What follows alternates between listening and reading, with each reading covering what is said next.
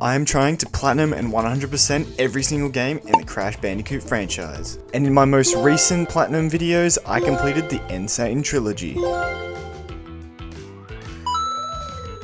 However, this means it is now time to move on to Crash Bandicoot 4, It's About Time. And this game, as probably many of you know, has garnered the reputation of being the hardest Crash Bandicoot game to platinum. The PSN Profiles Guide gives it a 9 out of 10 difficulty, takes about 4 playthroughs, it can take all the way up to 100 hours to complete.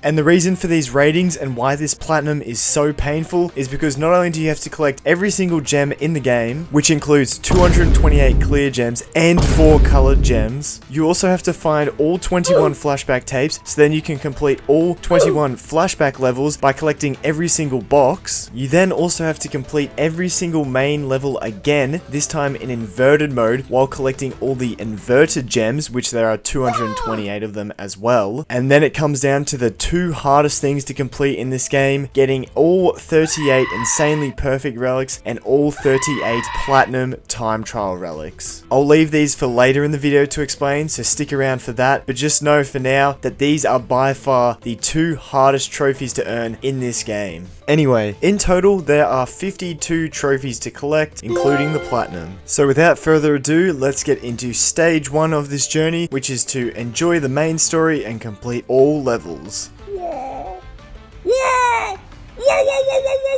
Starting up the game, I was offered the choice between the modern or retro playstyle. Retro is similar to the Insane Trilogy, where you have lives and once you run out, you have to restart the level from the beginning, whereas modern, you just continue on from the last checkpoint no matter what. So that is what I chose because I wasn't making it any more difficult on myself than it had to be. And after a quick cutscene setting up the main villains of the game, once again, Neo Cortex being one of them, I was thrown straight into the first level to play as Crash. And right away, for coming up to this TV here, I gave it a spin to show Crash Bandicoot 1, Crash Bandicoot 2, Crash Bandicoot 3, and finally one more spin, Crash Bandicoot 4, earning myself my first trophy of the game, Channel Surfer, for spending some time surfing the waves. And because I was so used to the Insane Trilogy, I get my next trophy very soon after.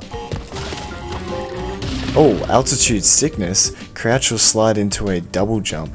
I'm all over this, I still got the moves from number 3. And very soon after that, just like the previous games, I found myself my first bonus path. These are just extra little side rooms that you have to complete in order to collect all boxes in a level. Normally these are pretty difficult and take a bit of thinking, but luckily if you die, it doesn't count as a death on your main run and you can just walk back onto the bonus path platform to give it another try. However, this first one was pretty easy, so I managed to get it done first try. Taking the side road, there we go, complete a bonus path, not just enter one, I had to complete it. About a minute later, I got to the end of the level and I was 1 crate off getting every single one in the level, but didn't matter though because I still earned myself a trophy. Invincible for beating a story level without dying. After that, I then took on the next story level, and even though the next cutscene hadn't played yet, I still earned myself the trophy Reality Shattering Proportions for meeting Lani Loli. Essentially though, Lani Loli is the first superpowered mask that you meet in the game, and his ability allows you to swap or phase in and out between different worlds, which brings in new objects. After meeting him though, I did unlock myself the dimensional map, which is where you choose all the different levels to play, and I unlocked the ability to switch between Crash and Coco and try out the different skins. Marsupus erectus, serious upgrade in bare bones. Can I... Oh, I can, all gussied up. Try on a skin, okay. Well, I got some free skins anyway, apparently.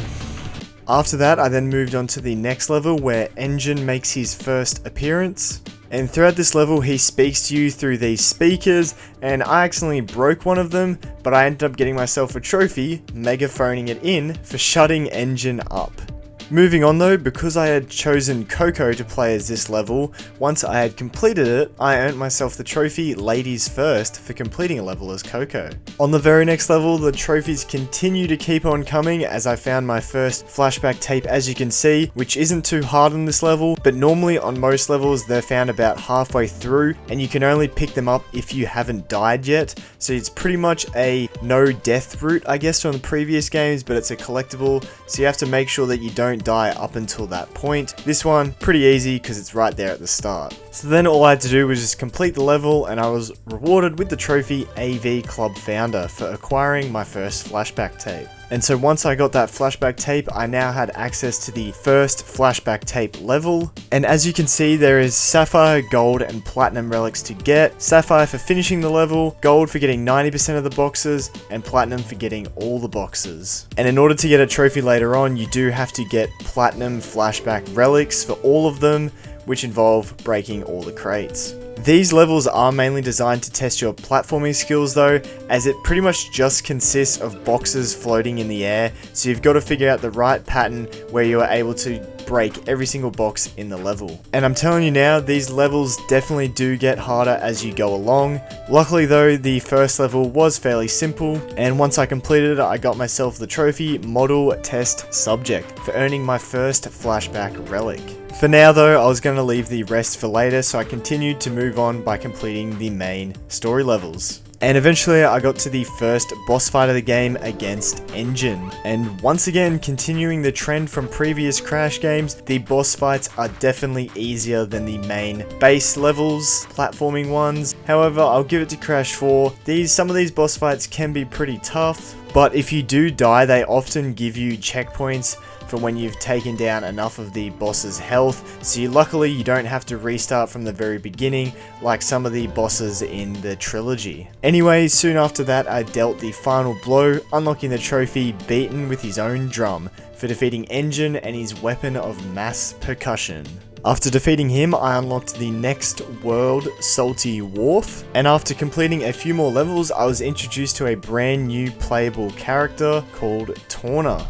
And Torna is actually Crash's girlfriend from the first game, who never made an appearance after that in the other two games in the trilogy, but now she's back. But however, this is a multiverse version of her, and she looks a little different. But anyway, with the addition of her, timelines are introduced for the first time. And essentially these levels show the perspective of the separate character, so Torna here, and so you play as her for the first half of the level, and you see how she interferes with Crash and Coco, and you play as them in the second half of the level. So the first half is kind of cool because you get to play as a brand new playable character, but the second half of the level kind of sucks as you have to play something that you've already done before in a different level. Anyway, by completing this level, I got the trophy Putting Things in Perspective for completing my first timeline. Moving on though, I continued to complete more of the main story levels, until eventually I got the trophy Silent Protagonist for meeting Akano. By meeting him, I unlocked the next world, which was Tranquility Falls,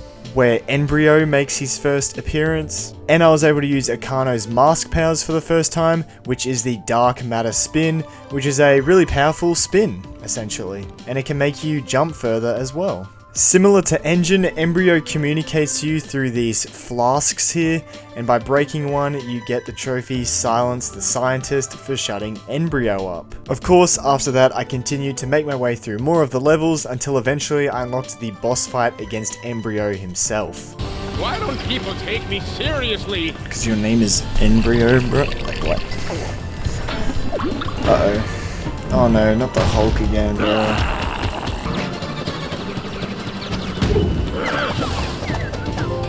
Master Mixologist, defeat Embryo. Let's go, finally. After defeating him, I unlocked the next world, Mosquito Marsh, where in one of the levels, I was introduced to our next playable character, good old Dingo Dial. Braised fat tacos with guacamole. Tacos? Well, man. Australians do not say tacos, bro. The hell? Oh, I'm playing as Dingo Dial? And so by playing as Dingo Dial, it also unlocks any previous or future timeline levels involving Dingo Dial as well. And speaking of, in one of those timeline levels, I ended up getting my next trophy. You smell good enough to eat. Give him a broadside, aim and fire. I don't even know what I just did, but is it because I shot like the cannon or something maybe? And yes, I was correct, it's for spinning either of these two cannons, or I guess in my case hitting the enemy or TNT into them counted as well. Moving on though, by completing some more levels, I eventually got the trophy I Can See Through Time for meeting Kupuna Wa. And this unlocked the next world, the 11th dimension. And this is where we find out that Cortex will be the boss at the end of this world. I also got to use Kupuna Wa's ability for the first time, which is simply slowing down time. And of course, after about an hour of continuing to make my way through the main story levels, I eventually faced Neo Cortex in his boss fight. And I'm just realizing now, watching the footage back, I had the slow down time ability, but for some reason I obviously didn't realize, so I wasn't using it. So this made this part significantly harder when I could have just slowed down time. Anyway, I still got it done and got the trophy the 4th time for defeating Dr. Neo Cortex. And it turns out Entropy was going to backstab Neo Cortex the whole time anyway, and so Cortex has a change of heart and decides to help us against our common enemy, becoming a good guy? After that, I once again unlocked the next world, which was the Oedipus dimension, and in one of these levels we do in fact get to play as the 4th and final playable character in this game, Neo Cortex himself. And spoiler alert, he absolutely sucks, especially when doing the time trials and perfect relics. And I've got to say, in all honesty, it's the biggest piece of dog shit that I have ever heard. Anyway, I'll leave that for a bit later on when I go for those trophies, but for now I completed some more levels and got the next trophy, Ups and Downs, for meeting Ika Ika. Of course, this meant I unlocked the next world called Bermugula's Orbit, and here I got to try out Ika Ika's new superpower, which was the ability to flip gravity. And once again, eventually a few levels later, I finally made my way to the next boss fight, which was against the male and female version of Entropy. But before the boss fight, you first have to go on this grind rail section where you go through all these shattered dimensions, the ones that you've already played through all the levels, where you're able to pick up Bumper, a different version of Wumpa Fruit, and if you collect all 18, you get a trophy.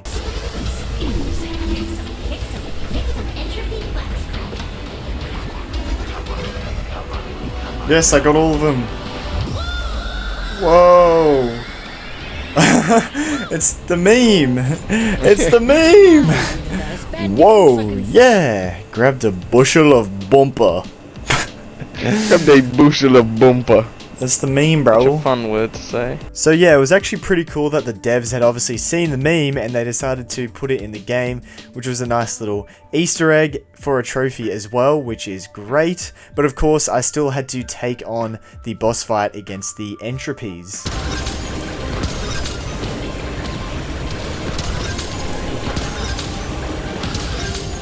Yes. Yes, Twin Sanity. Defeat the Doctor's Entropy. Yeah. Bandicoots. Yeah. If it weren't for you meddling bandicoots, I would have gotten away with it. Oh yeah. Get into it. Damn.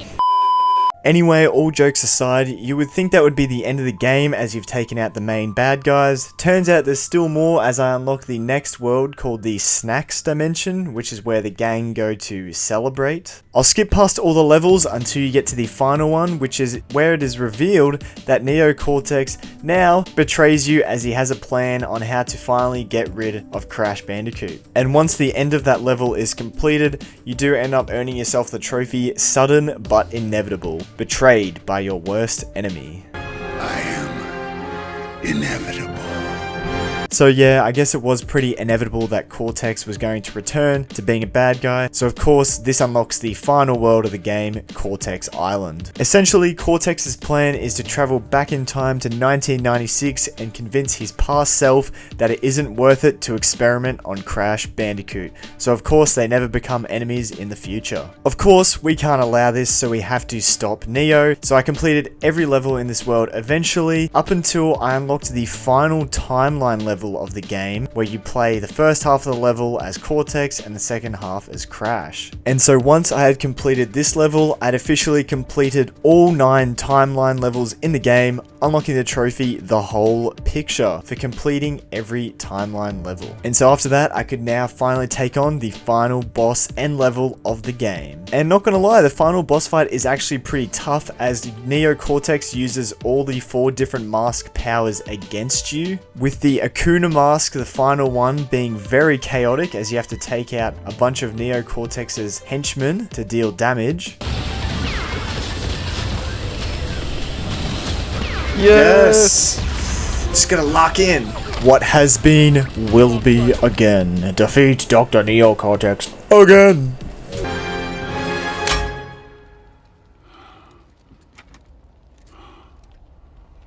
And I am Crash Bandicoot.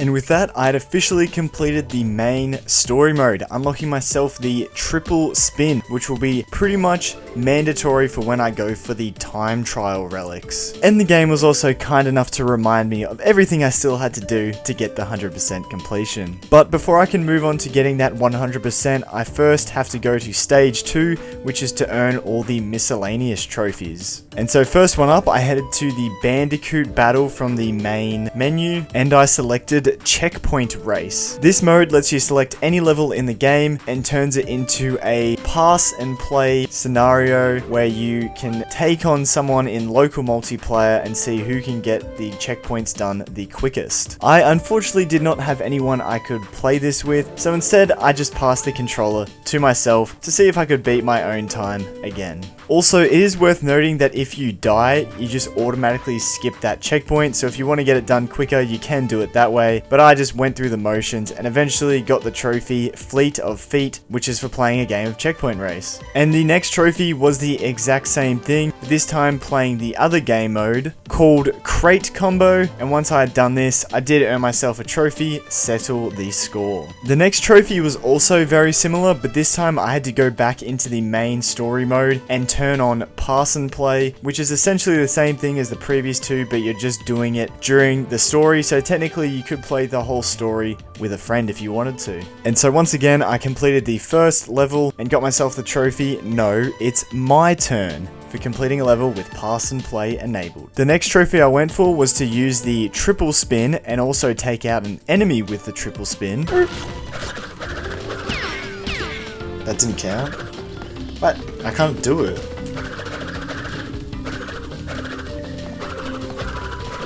Oh, there we go. I have to be moving. Whoa, pull off a triple spin.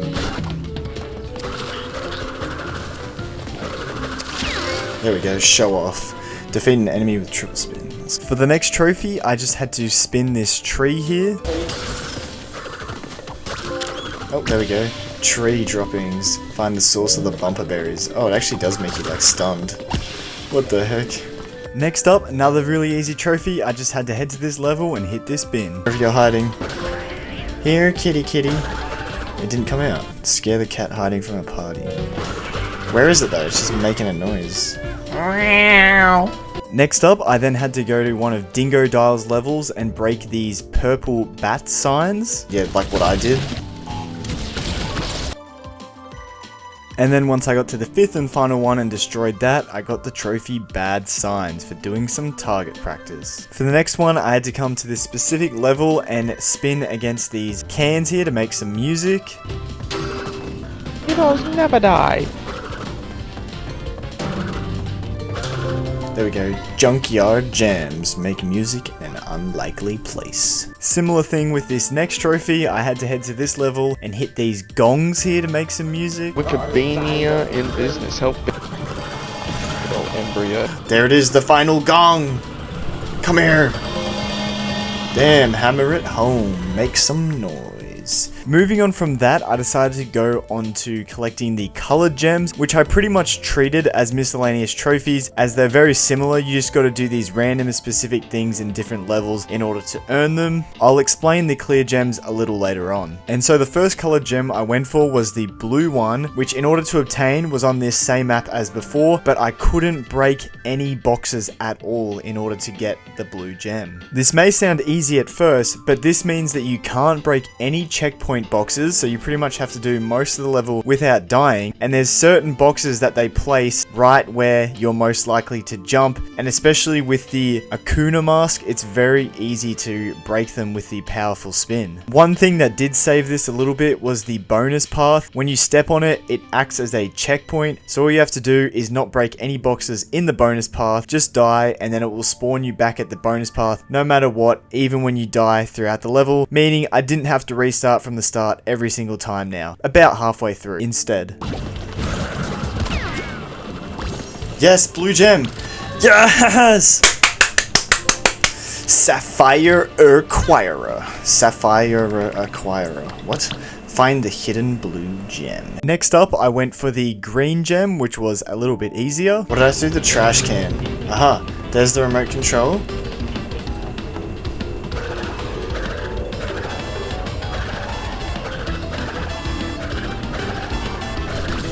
Green gem! Yes! Checkpoint! Give me my green gem. Emerald Gemerald. Find the hidden green gem. Then I moved on to the red gem, which was fairly simple as well. I just had to read this map on the side here, which explained what order I needed to jump on the platforms in.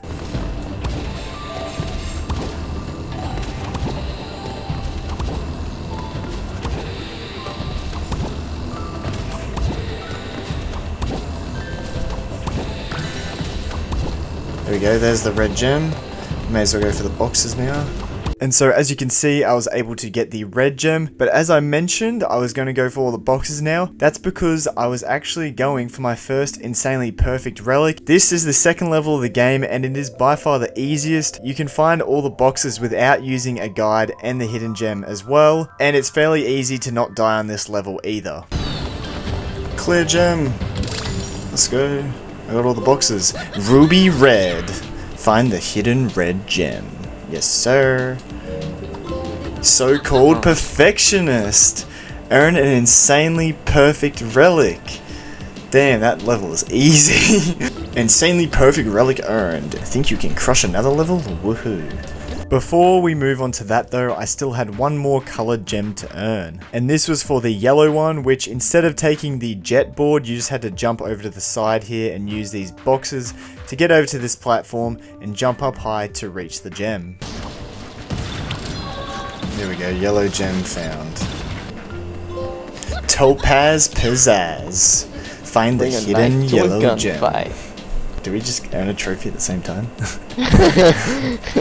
I got one for killing 25 enemies. So now that I'd collected all of the colored gems, I had also unlocked all of the colored gem paths, meaning I would be able to get every single clear gem in the game, meaning I was able to finally move on to stage 3, where I ended up combining 3 steps into one. So not only did I go for all of the clear gems in the game, I also went for all of the inverted gems in the game, and I also went for all of the insanely perfect relics. And so the first thing I actually did was knock out my first inverted level, which essentially these do, of course, invert the level, so it makes it opposite, but it also adds a weird filter onto it depending what world you are in. And so once I completed the first level in the game on inverted, I did earn myself the trophy. It's messing with my head, man, for beating a level in inverted mode. Now, going back to getting the clear gems, the reason why you merge it with the insanely perfect relics is because for the insanely perfect relics, you not only do you have to collect every crate in the level, but you also have to do it without dying. And in order to get all of the 6 clear gems on each level, you have to get every single crate and do it dying less than 3 times. So the Insanely Perfect Relic covers those two, plus you get a clear gem for getting 40%, 60%, and 80% of all Wumpa on the level, and you will most likely get 80% for getting all of the crates anyway, so it covers those 3 as well. Only clear gem you have to go out of your way for is the hidden gem, but you may as well just collect that while you're going for the Insanely Perfect Relic anyway. So most likely when you're going for the Insanely Perfect Relics, you're gonna get every clear gem, so you may as well stack them together. Another thing I'd recommend is when going for these Insanely Perfect Relics, you will most likely need a guide in order to find all of the crates, as some of them can be quite hidden. So what I did is every time I reached a checkpoint, I would pause and make sure to watch a guide video to where all the crates are up until the next checkpoint. So I took it checkpoint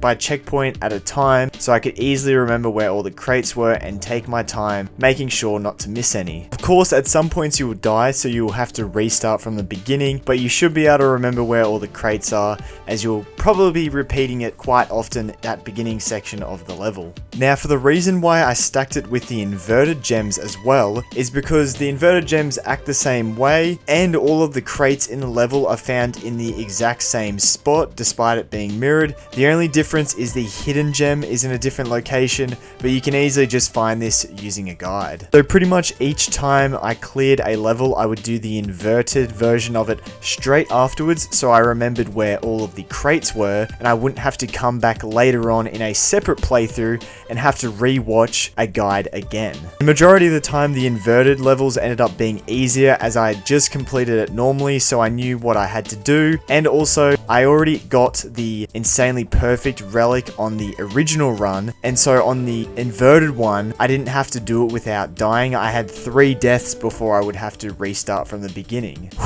Okay, I think that's it. Sorry for all the information, but I just had to explain myself properly as to why I merged those 3 together into one stage. And lucky for me, only a few levels into this process, I ended up getting myself my next trophy. Yes! Huzzah! Like a rhinestone bandicoot.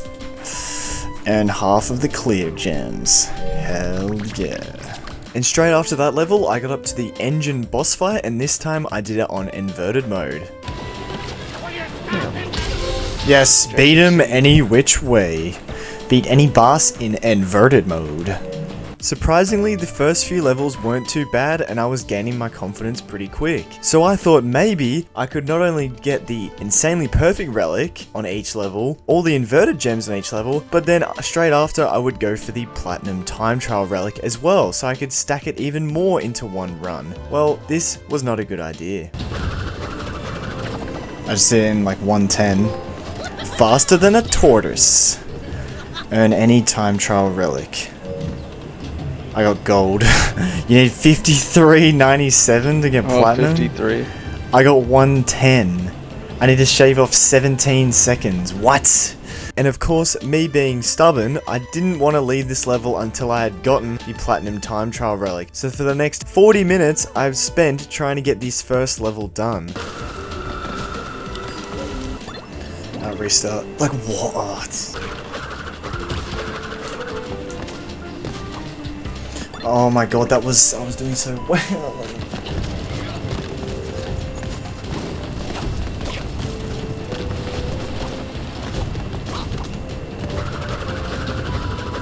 Oh my god. Please, yes! Oh!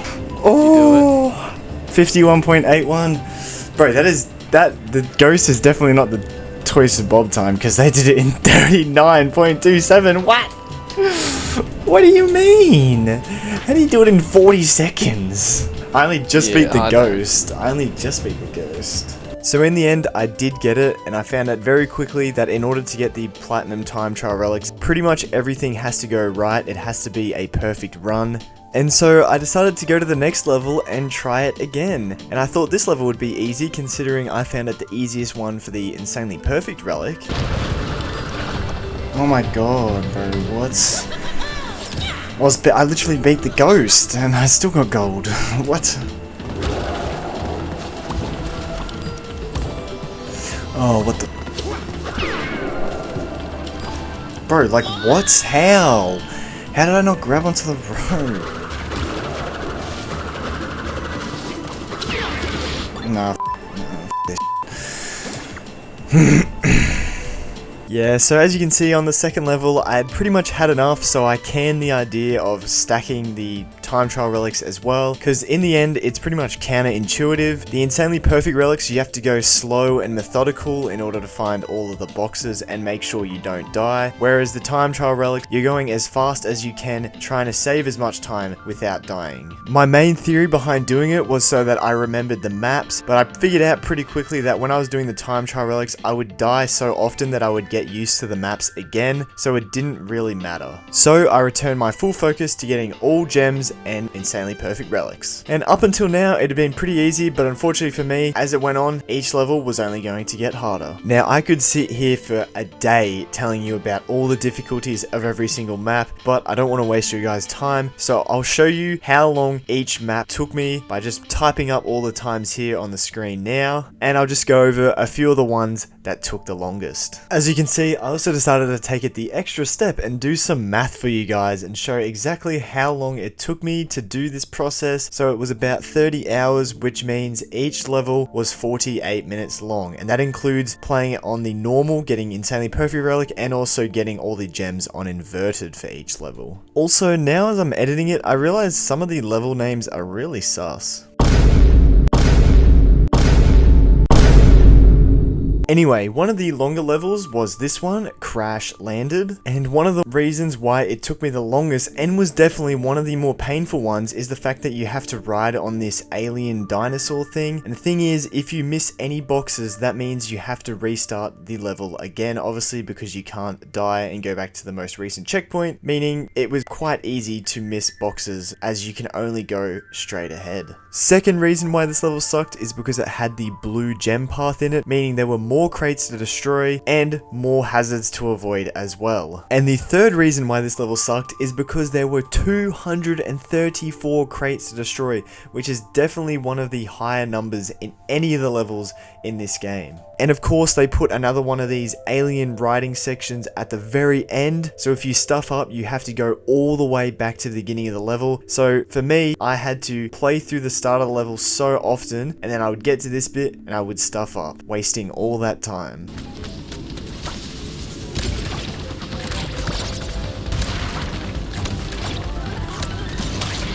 Thank God I had the mask.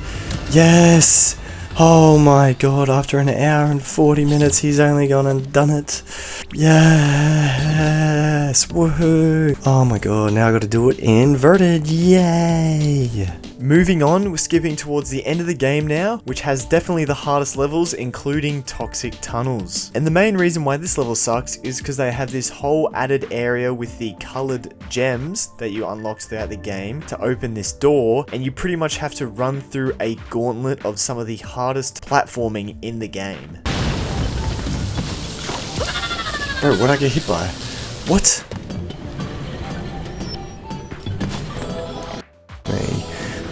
Me, what am I? That's gonna be annoying as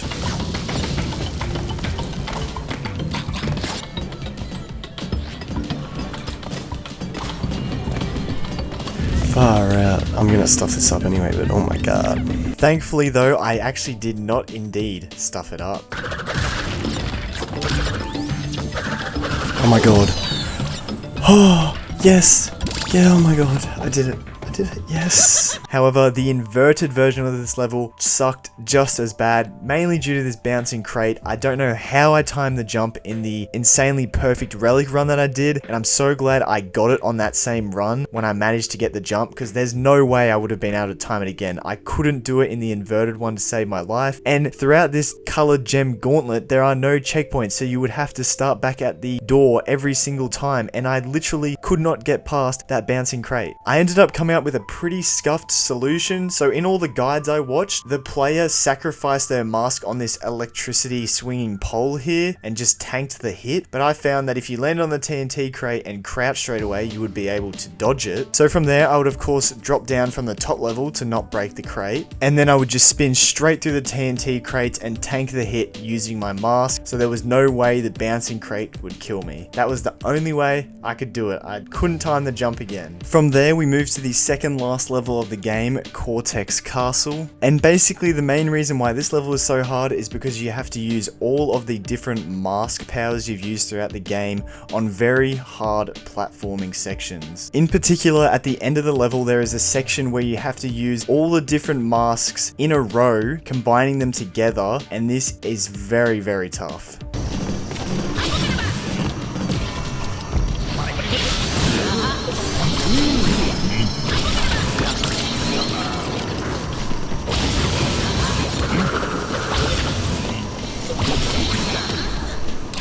Holy shit, holy shit, holy shit, holy shit. I did it, yes, yes. Oh my god, yes.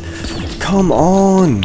However, I wasn't done yet, as the last level, Seeing Double, even though it took me less amount of time, I honestly think was worse, because you not only have to do that same section again in the second half of the level, but the first half of the level, you have to play as Neo Cortex, who sucks. What the?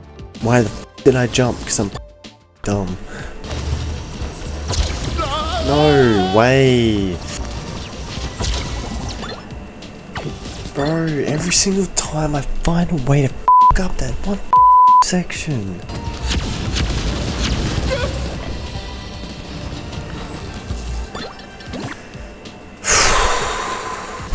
Come on. Come on, come on, come on, come on. Come on, come on, this has to be it. This has to be it.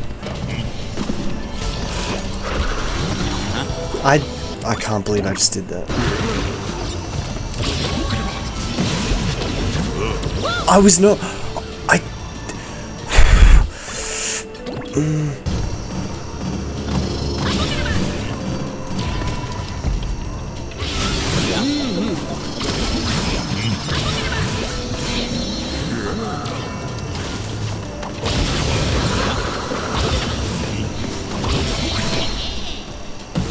Oh my god, please.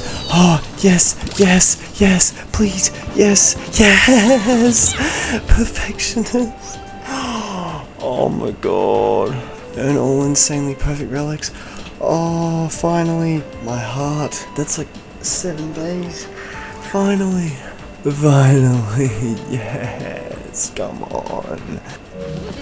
Yes, King of Bling. Earn all of the clear gems. Yes! Let's go! Then all I had to do was complete it on inverted mode, which luckily wasn't as bad due to me being able to die 3 times instead of not at all. Yes! Yes! Yes! Come on! Get a little bit. King of Bling backwards. Earn all inverted gems. Let's go! Come on! And then the final thing I had to do was just beat Neo Cortex's final boss on inverted mode.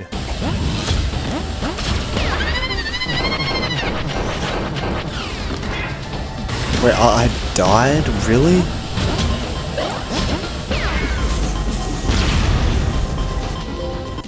Backwards and forwards. Complete all levels in inverted mode. Yes, sir. 100% completion earned. You did it. 100% completion. You've unlocked a bonus ending. Visit the gallery to view.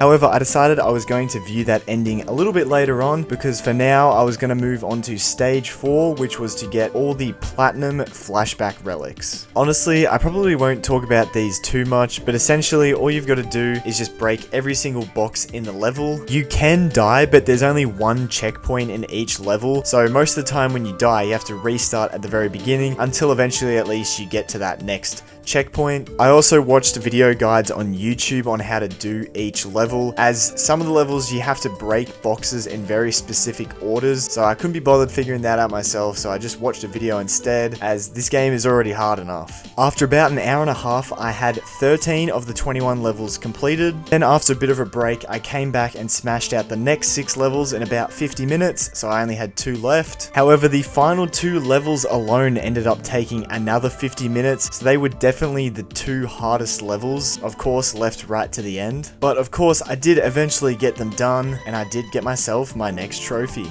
Give me the trophy. Give it to me. Yes! Closing the experiment log.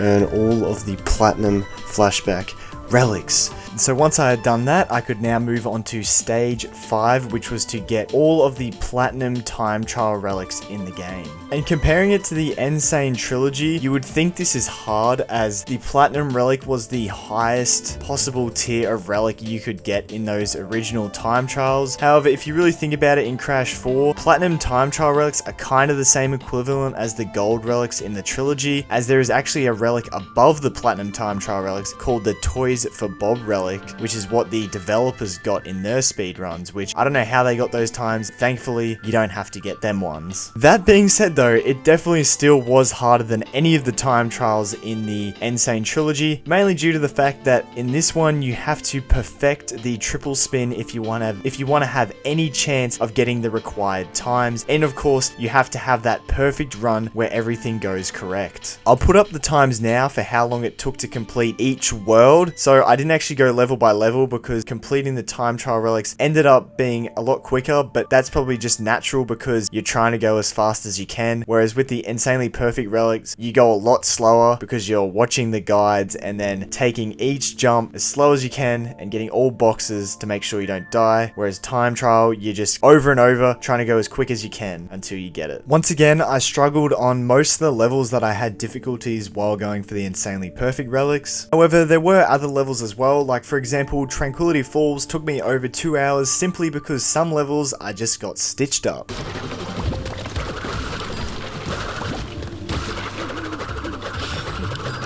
Come on, that's gonna be platinum surely. That was under a minute. Under a minute, bro, surely. Please, I beg.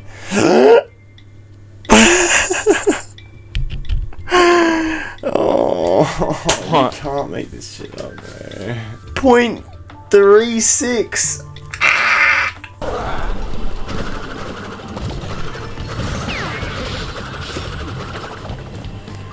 Oh my god, I think I did it. I'm pretty sure I did it. Did I do it? Please tell me I did it. You can't be serious right now. Oh, what is my luck? Bro, that's so annoying. What even is that? 0.08. 0.08!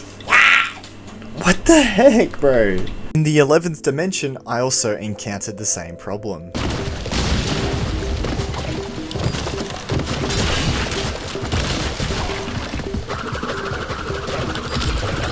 No, surely, I swear, I missed out by like point something, didn't I?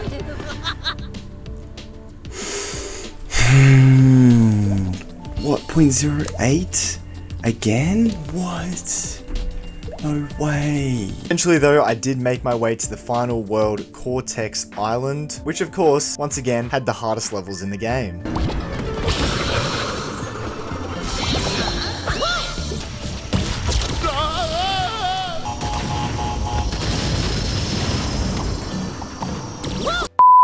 Bro, what am I doing?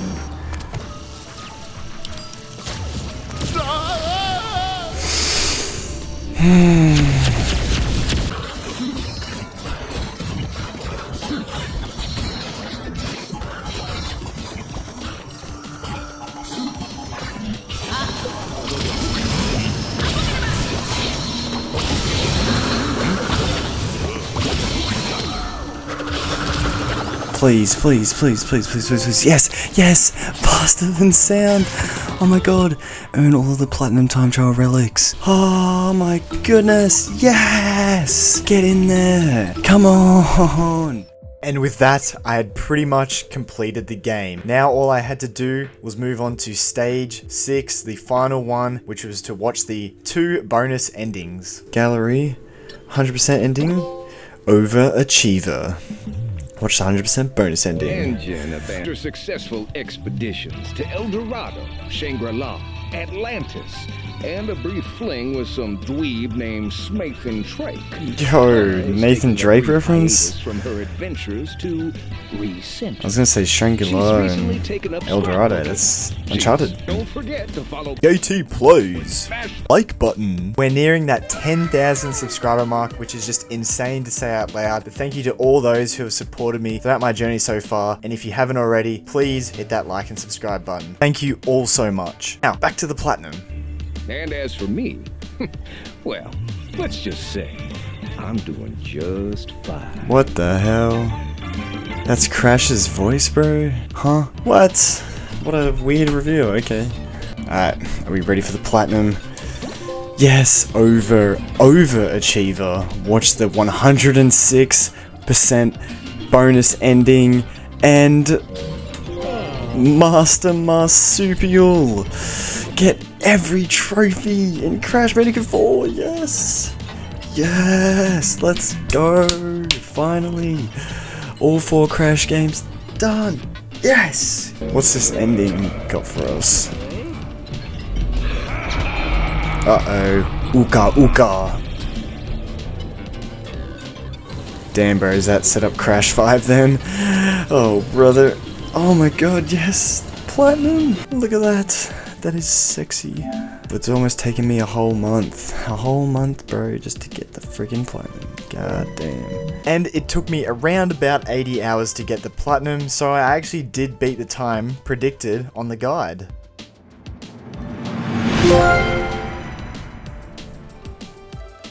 All I can say now is that I am glad Crash 1, 2, 3, and 4 is over and I never have to get the platinum again. Honestly though, I could probably still recommend the Crash for platinum, especially for those seeking a challenge. It is obviously very difficult, but at the same time, it is also very achievable. So if you have really good patience and persistence, then I would recommend you give this game a go, and it is very rewarding when you finally get it done. Anyway, I'd just like to say a quick thank you to everyone who's made it this far in the video. If you have, leave a comment down below the hardest platinum that you have completed, and let me know if you have also completed Crash 4 yourself. With that all being said, thanks again, and I'll see you all in the next video.